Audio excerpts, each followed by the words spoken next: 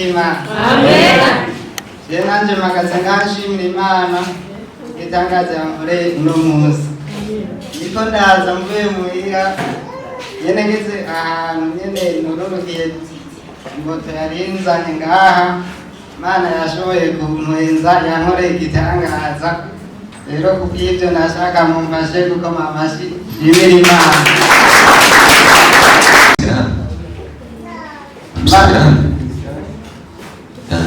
Kuri ndabasavye mwongere mumfashe kubikomera amashi. Ukuri ino tarike ntabwo nari ndayizi y'uno munsi, ariko byabaye ngombwa ko ndayimenya kandi sinibaza ko nzoyibagira vuba ino tarike y'uno munsi. Kuciza cy'agatangaza yankoreye kw'ijoro rya Pasika.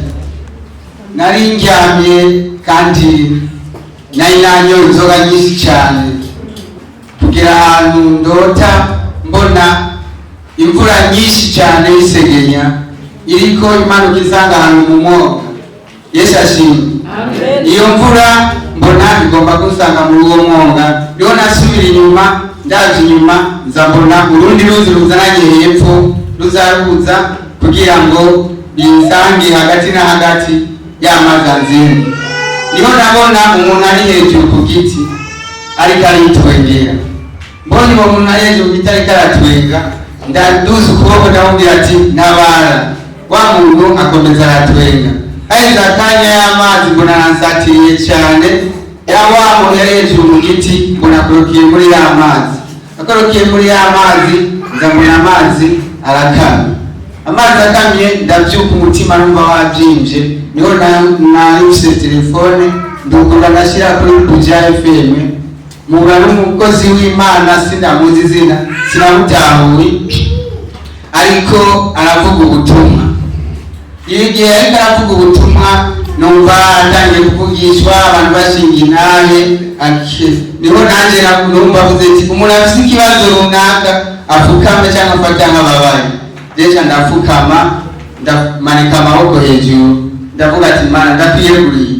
Niho hahise akanya agera ubwo bamuvugisha atangira kuvugishwa, ngo ndabona umuntu ngo yari ishano, ngo Imana inyeretse yuko gushano bimuvuyeho.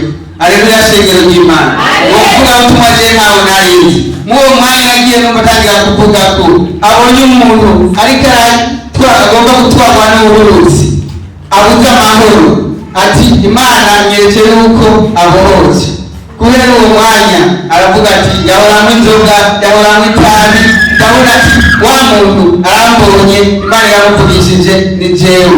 Kuva uwo munsi inyota y'inzoga n'itabi birarangiriye ngaha.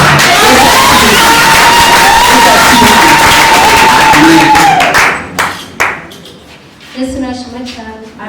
Yesu nahimbaza cyane. Ndaje ngashimira Imana naje ku munsi wa gatatu. Umunsi wa mbere munyoye ngaha. Mugabo umukozi w'Imana arambwira ati wewe wa udandaza ariko warahombye ati ubugiye kuronka umutahe. Mvuye ngaha ngeze mu Carama nacenda umuntu amahera mba ndakoresha, niyo mpamvu mpagaze ngashimira Imana yo mu ijuru. Imana ni yakucira. Amen.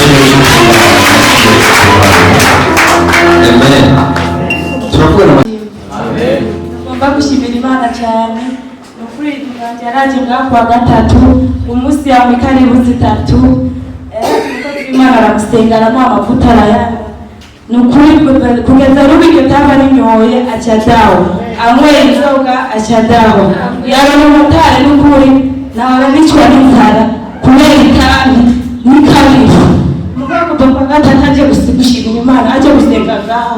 Numva nje natawa kumushimira imbere kuzoshima kwa gatatu aje. Nimumpera amashi y'Imana.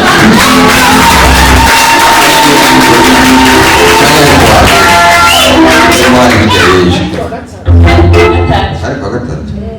Okay. Amashi menshi kuma. Arabari bari mu ahantu hari Imana bagashira mu kanza.